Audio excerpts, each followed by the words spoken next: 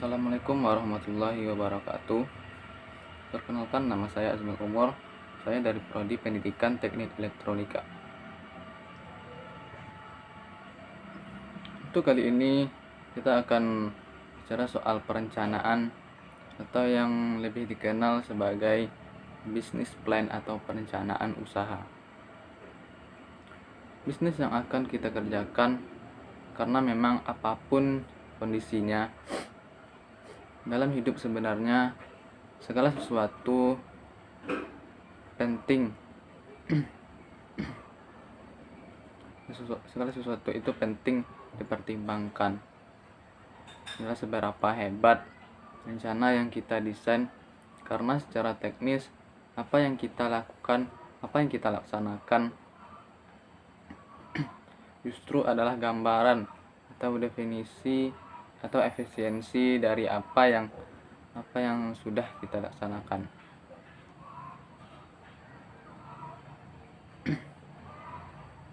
Kita bisa mendeteksi bahwa pelaksanaan atau rencana yang sudah kita desain itu berjalan dengan baik. Bahkan kita bisa mendeteksi juga bagaimana yang sudah tercapai, bagian mana yang mesti dibenahi, bagian mana yang mesti diperbaiki. Itu semua dari diri kita.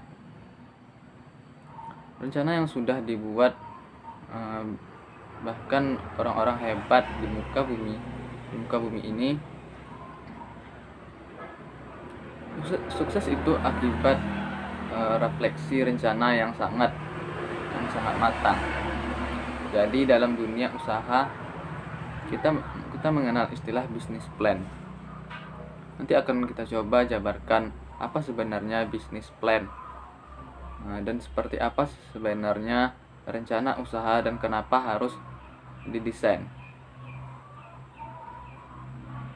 Sedemikian yang jenis pada kali ini kita akan coba lihat banyak hal, mulai dari pengertian secara umum tentang business plan atau perencanaan usaha. Kemudian coba kita lihat bagaimana tujuan dari rencana itu didesain atau dibuat, dan bagaimana prinsip-prinsip yang harus diikuti, prinsip-prinsip perencanaan usaha, dan ada tidak formatnya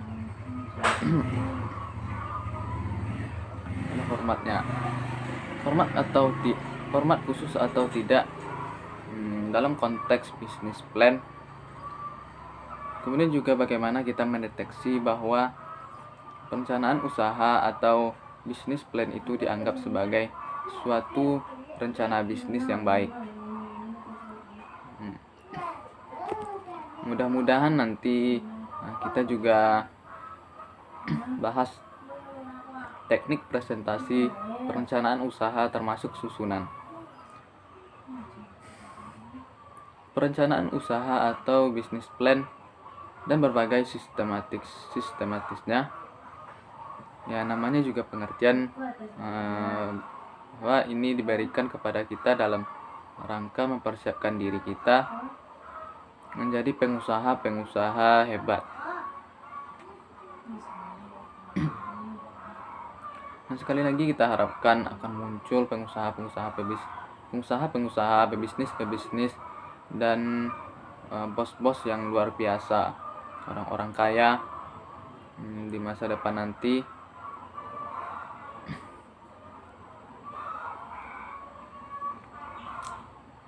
Sekarang coba kita lihat yang pertama, kita coba analisis sebenarnya konsep atau pengertian dari business plan atau rencana usaha yang dibuat itu apa, dan untuk apa rencana usaha itu dibuat oleh seseorang. Calon businessman atau businesswoman. Wira usaha itu dimulai mau tidak mau, bahkan menurut saya seluruh aspek pekerjaan di dunia ini butuh sebuah rencana yang matang. Rencana tersebut disertai dengan banyak hal yang harus ada di dalamnya, mulai dari ide, inovasi, kreativitas, waktu, perencanaan, itu semua ada dalam sketsa perencanaan yang kita buat. Ketika kita rencanakan merealisasikannya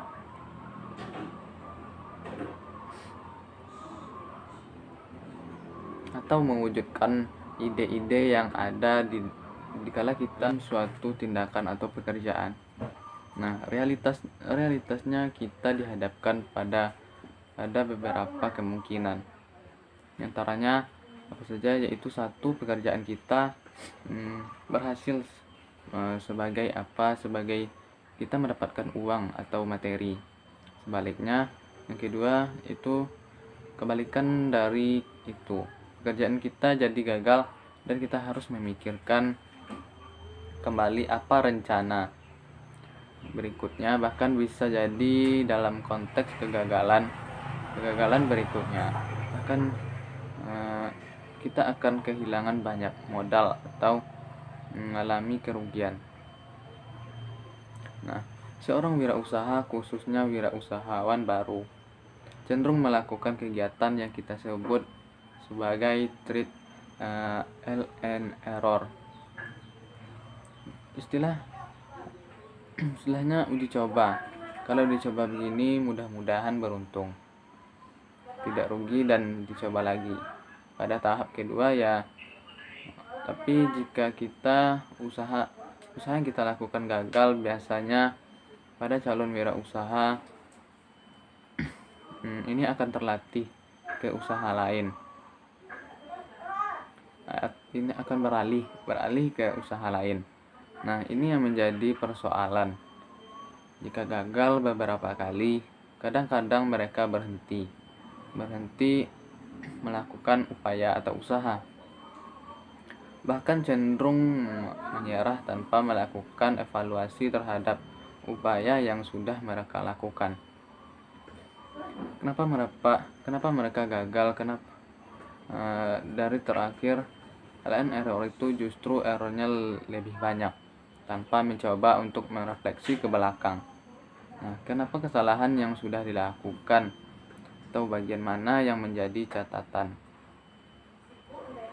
Nah, sementara ini yang menjadi standar karir dari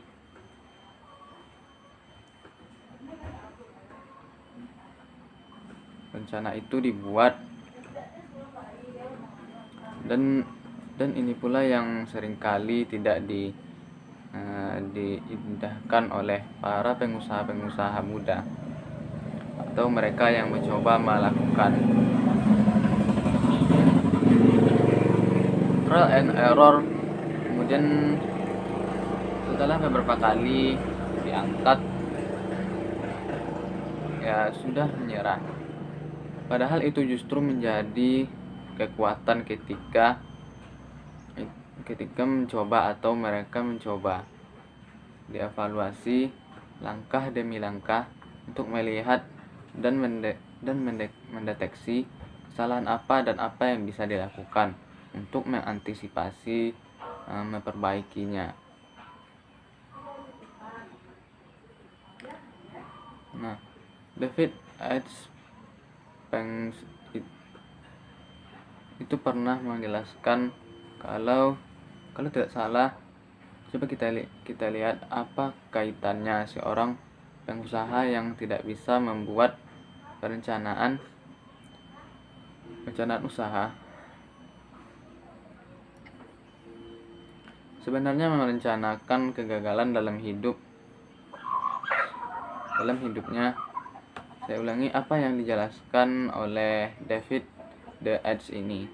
Seorang pengusaha yang tidak bisa membuat perencanaan usaha. Sebenarnya dia sudah merencanakan kegagalan untuk hidupnya. Mudah-mudahan kita paham ini filosofisnya dalam sekali. Namun menurut David, pengusaha yang tidak mengalami kegagalan justru adalah pengusaha yang tidak menyisihkan menyisihkan menyisihkan uangnya itu untuk mengkaji semula strategi, menggunakan informasi untuk menguji kebenaran beberapanya, dan cukup mengenali berbagai kekurangan dirinya. Jadi ingat bahwa orang yang membuat perencanaan kemudian dia tidak give up terhadap itu, artinya dia tidak tahu isi dan rencana itu dibuat sebenarnya itu adalah kegagalan dari awal. Makanya kalau ingin maju sebenarnya tergantung sejauh mana rencana itu didesain secara matang. Dan itu adalah langkah awal. Kemudian prosesnya dievaluasi untuk memperbaiki langkah berikutnya. Nah, ada beberapa hal yang perlu kita sadari bahwa dalam bisnis plan atau perencanaan usaha ini merupakan dokumen. Jadi namanya perencanaan atau bisnis plan itu adalah suatu dokumen yang harus disiapkan oleh seseorang bisnismen. Sebelum melaksanakan bisnisnya, jadi jauh sebelum kegiatan bisnis itu dilakukan,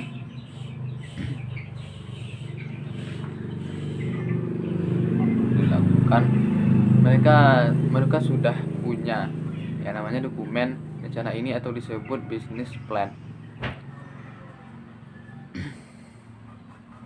Waktu bisnis yang beragam.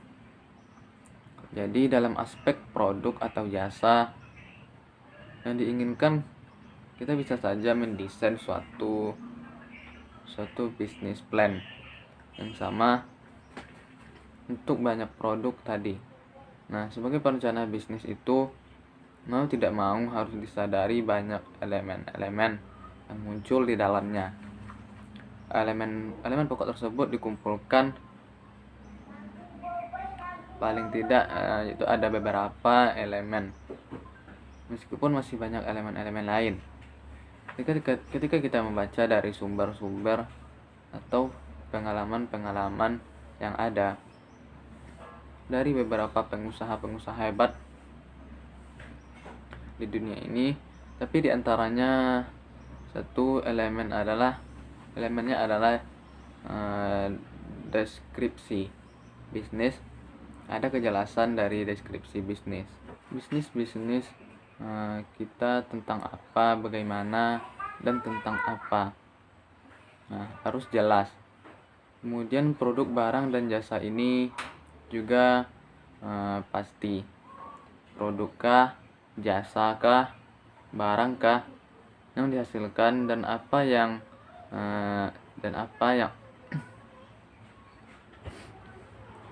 yang ketiga yaitu analisis pasar atau rencana pemasaran. Jadi mesti dianalisis kondisi-kondisi ini yang menjadi target market atau pasar, yang menjadi target dari produk atau jasa yang kita hasilkan. Ada kemungkinan bahwa produk ini ketika dipasarkan di situ itu akan booming, akan diterima masyarakat, atau justru jangan-jangan ditolak karena memang bukan pasarnya, bukan marketnya ada di situ. Maka disebut sebagai analisis pasar, melihat berbagai kemungkinan bahwa produk kita, usaha kita, jasa kita itu bisa diterima di lokasi itu. Yang ketiga, elemennya adalah pasti ada rencana produksi, gimana rencana produksi ke depan, jangka panjang, jangka pendek, menengah, itu harus dipikirkan. Yang kelima, analisis keuangan, harus jelas uangnya, sumbernya dari mana, digunakan untuk apa, produknya bagaimana, dan terjadi begini, apa yang akan dilakukan? eh, Apakah masih ada safety ketika terjadi kegagalan uang yang berikutnya? Dari mana analisis keuangan termasuk sumber-sumber dari mana, apakah melakukan peminjaman atau kerjasama atau banyak sekali di dalamnya. Jadi minimal business plan itu tergantung 5 elemen dasar yang harus muncul di situ. Dan itu kudu akurat, mesti didesain, mesti diolah dengan sangat detail. Jadi yang namanya bisnis plan yang baik itu adalah ketika mengukur segala sesuatu, apalagi kaitannya dengan 5 elemen ini. Untuk bisa dibaca dan dipahami apa saja 5 tadi. Yang pertama itu harus jelas jenis deskripsi apa yang kita jalankan. Yang kedua, ada kejelasan terkait dengan produk, barang dan jasa yang kita tawarkan, dan analisis pasar yang krusial terhadap rencana pemasaran dari produk jasa yang kita tawarkan, dan analisis pasar dari produk jasa yang kita punya. Kemudian ada rencana produksi, dan yang terakhir bagaimana analisis keuangan dari bisnis yang kita kelola itu. Paling tidak mesti dipikirkan. Kedua, harus kita lihat apa sebenarnya tujuan dan fungsi membuat rencana ini menjadi suatu faktor yang harus dipikirkan oleh para pengusaha modal. Ada tidak tujuan yang pasti? Yang namanya segala sesuatu yang didesain, dipikirkan, dibuat, apalagi dikelola secara benar, pasti ada maksud dan tujuan. Nah, membuat bisnis plan, apalagi detail, jelas tujuannya, dan untuk sesuatu yang akhirnya bisa diukur sebagai bisnismen.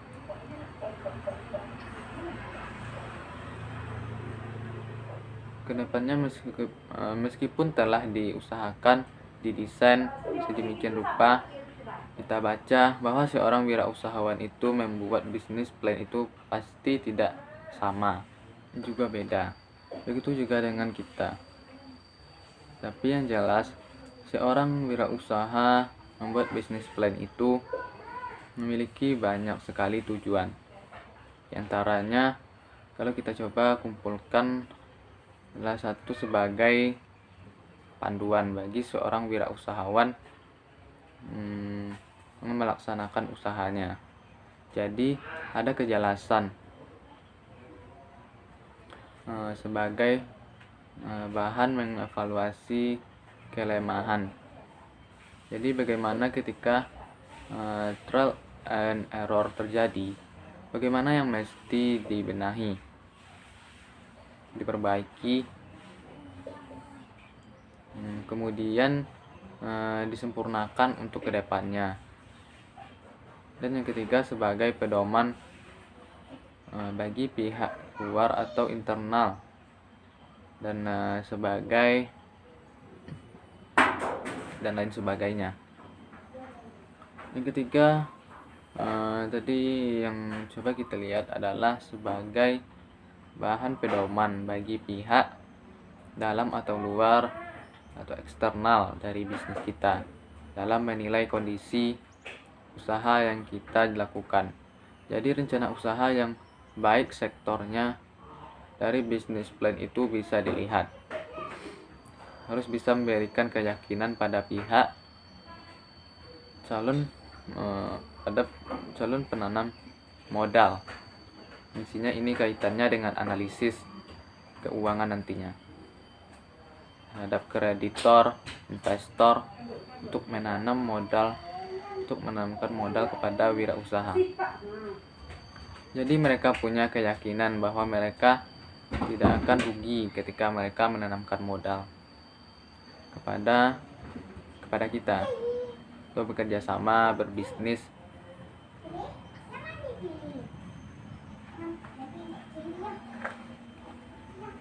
Semuanya terlihat sangat akurat atau bisa terukur dengan sangat baik dalam bisnis plan.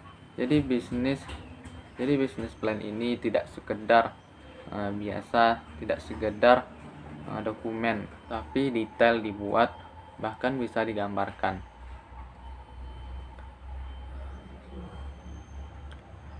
Orang atau bisnis ini yang calon bisnismen bakal mengalami kerugian justru akan berhasil. Itu bisa ditengok oleh para pebisnis handal dengan hanya melihat dari bisnis plannya. Jadi mesti didesain, dipikirkan sedemikian rupa. Dan yang keempat, tujuan dari bisnis plan itu dibuat adalah sebagai dasar dalam memaksimalkan berbagai sumber daya yang kita punya, yang telah dimiliki, juga sekaligus untuk memberikan dokumentasi tadi kepada perusahaan kita, lembaga kita sendiri sebagai seorang pengusaha, tentang kondisi investasi usaha yang kita miliki. Jadi ini menjadi dasar kita untuk memaksimalkan semuanya. Sebagai pada rencana terlihat. Kalau begini, sumber daya kita KRS-nya bagaimana itu bisa kita lihat dari rencana atau bisnis plan ini. Jadi bisa diulangi, diperbarui kembali, didetek lagi, dilihat dan dibenahi kembali dari bisnis plan itu. Jadi dia adalah dokumen yang sebenarnya. Jadi ini sudah jadi 67% sebagai gambaran berhasil atau tidaknya usaha yang kita buat. Sekarang coba kita lihat ciri-ciri seperti yang bilang tadi, bahwa salah satu topik yang menarik adalah konten kali ini adalah ada tidak ciri-ciri dari perencanaan atau bisnis plan yang kita anggap sebagai baik, sebagai bisnis plan yang baik, sebagai ketika kita punya bisnis plan diri, bisa menilai sudah baik atau belum. Ketika menilai bisnis plan orang lain, kita bisa melihat ini memenuhi syarat-syarat sebagai kita bisa kalkulisasikan dengan berbagai bisnis plan yang baik. Kita bisa jadikan itu sebagai pedoman untuk mendesain rencana yang juga kita punya, yang akan kita buat. Yang pertama, cirinya adalah bahwa perencanaan itu baru akan dianggap baik, atau bisnis plan ini akan dianggap baik ketika usaha fokus pada apa-apa saja, visi dan misi, tujuan, termasuk kegiatan usaha yang kita lakukan. Jadi ada kejelasan terkait dengan visi dan misi, tujuan termasuk kegiatan usaha yang dilakukan.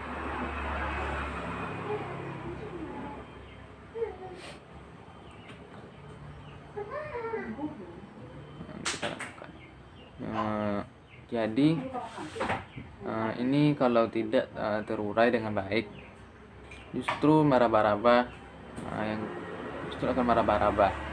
Yang kedua, jadi yang jelas bahwa pengusaha baru, mereka yang punya untuk membuka suatu usaha. Pasti mereka punya visi. Nah, yang jelas usaha ini mau diapain, kedepannya akan bagaimana. Turunlah dalam bentuk misi dan program-program kegiatan. Kemudian tujuan yang jelas terhadap usaha yang akan dibukanya. Yang kedua adalah perencanaan usaha. Itu sebenarnya baru dikatakan baik ketika memiliki rasionalitas yang faktual. Itu harus maju akal, jangan mengandai-andai, harus masuk akal, realistis. Artinya adalah kalau memang ide kreativitas luar biasa, tapi ide kreatif tidak, hanya sekedar suatu yang wah, tanpa bisa dikatakan namanya realistis. Jadi dapat dilakukan, bisa dieksekusi, kemudian punya orientasi masa depan, didukung juga oleh data dan fakta yang ada. Jadi tidak hanya sekedar omongan saja. Jadi semua terukur fakta, data, realistis, dan masuk akal. Yang ketiga, perencanaan usaha itu memang dipersiapkan untuk tindakan yang berkelanjutan, serta mempertimbangkan kondisi dan mampu memprediksi pada keadaan di masa yang akan datang. Karena gini, suatu usaha yang dilakukan tidak hanya untuk hari ini. Suatu usaha dilakukan tetapi jangka panjang yang ada. Jangka pendek adalah jangka waktunya, jangka pendek, jangka menengah, jangka panjang. Artinya mustahil bahwa kita hanya berpikir bahwa usaha itu dilakukan hanya hari ini atau nanti. Lihat saja, dan nggak mungkin ketika suatu bisnis dilakukan secara serius, maka prediksi jangka panjangnya atau masa depannya sudahlah termasuk pada wadah pikiran bisnis plannya. Maka ini adalah salah satu indikator dikatakan bahwa bisnis plannya dianggap cukup baik. Dan ciri yang terakhir dari ciri lain, jadi kita bahas beberapa saja, mudah-mudahan kita menemukan ciri lain, data lain, sumber-sumber lain, dan ya jadi sempurna untuk usaha yang barangkali memang direncanakan. Ciri terakhir, apa perencanaan usaha bersifat operasional, harus bersifat operasional, yaitu sederhana, mudah dilakukan, terperinci, jelas kerugian, perbagian, dan dapat dioperasionalkan. Jasa dapat dioperasionalkan. Nah, sekianlah video saya. Kalau ada salah dan janggalnya saya mohon maaf. Sudahi dengan Assalamualaikum warahmatullahi wabarakatuh.